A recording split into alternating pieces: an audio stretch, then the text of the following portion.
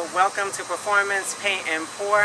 This is the second installment of this event, which was experimental in a way. It was came from the idea of someone asking me to do a paint and wine event, but I knew that I wanted to do it a little different. I'm an artist as well as I write poetry and an educator, and so I wanted to do it where instead of the typical paint and pour where we are painting where everyone tells us to paint, this is really just about everyone expressing their own creativity.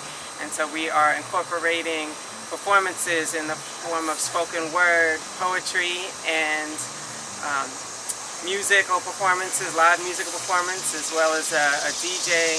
And the only real consistent theme in the performances is that they should all be uplifting and positive, and just inspire people to feel comfortable painting, even if they don't consider themselves artists or they haven't painted before, that they just feel comfortable sharing community in a good, protective, uplifting space with good people, and just expressing themselves with no pressure and having a good time. That's it. And I hope you come out to our future events and enjoy yourself.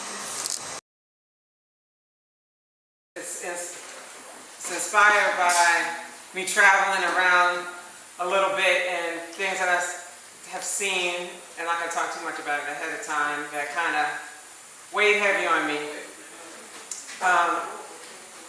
I'm from New York City, so I kind of reference it in the poem. I don't know. I know some people in the room are as well, but I know a lot of us are from other places originally. So, I found myself sentimental the other day, thinking about growing up in NYC, how it felt to be young, dreamy, and free. I reminisced about how in my neighborhood, all on one block, you could get a slice of pizza and a can of Coke for $1. Flip over the Italian ices from Tony's so you could scrape the syrupy bottom, and then walk to the Indian store smelling of curry and incense, and across to Lee's Karate where my brother took lessons. How me and my brown and tan-faced friends would run when we heard the Mr. Softy ice cream song and look up to windows, fire escapes, and terraces calling to our parents for money as rolled-up dollar bills rained down like blessings from heaven, with voices calling, "Get me a toasted coconut, a chocolate soft serve with sprinkles, and a red, white, and blue bomb pop."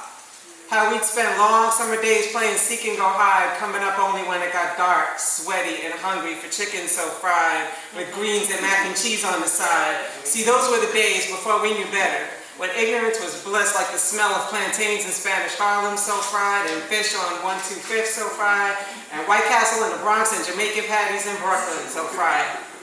But now, it's just not the same ever since it became so gentrified.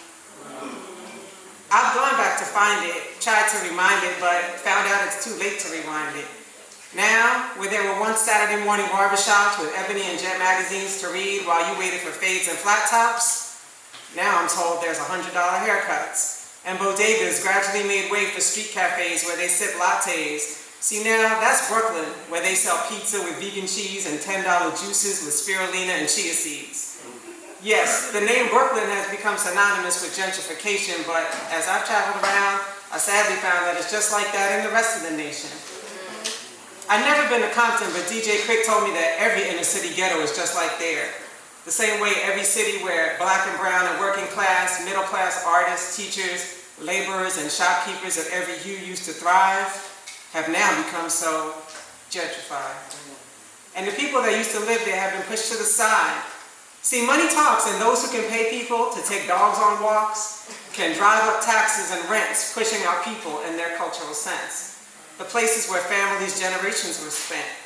So now, New Orleans, where people in the Treme got no assistance after Katrina destroyed their homes, then other folks came in and scooped them quick like ice cream cones. It's just like Brooklyn. And the coastal South, where the gullah worked the rice and indigo marsh when masters found the sea island living too harsh, and Igbo landing where ancestors declared they'd walk back home by way of sea if it was the only way they could be free, sits in someone's private backyard, a cultural treasure bought and erased. And now St. Simon, St. Helena, Charleston, and Savannah too are just like Brooklyn. And right in Durham, my new adopted home, where the culture and history made me love it like my own, I walked by the blue coffee sign the other day, that blue and black circle on the window of the empty shell next to hotels rising high and renovated condos priced high and ready to sell. Black Wall Street, once Durham was the nation's shining black jewel, then they ran a highway through it and called it urban renewal. I stopped at the farmers market, pushed through crowds to support some local farmers and noticed the sea of faces, and realized then that just like in all those other places, now Durham is just like Brooklyn. Now I don't want to romance it, wax nostalgic and spin it like the past was all good. I remember being afraid, stepping past junkies and needles and crack vials on 115th and Park, escorting my boyfriend's grandmother to the supermarket because it was no longer safe for her to go by herself. Now those same stores have organic fruit and almond milk on the shelf. But grandma can't shop there no way since the hood has this newfound wealth. See, I'm conflicted. I have to admit that it's good that it's clean, that the trash gets picked up and it's a safer scene. But what I want to know is why city services only got better once the old faces became fewer and far between. And why the right ones get easy credit to open spots to sell smoothies in the same streets where brothers get choked out for selling Lucy's. But as they say, it's all good. We that know and value the culture have a duty to keep it alive. Invest, fund our own, and we'll continue to thrive. Right.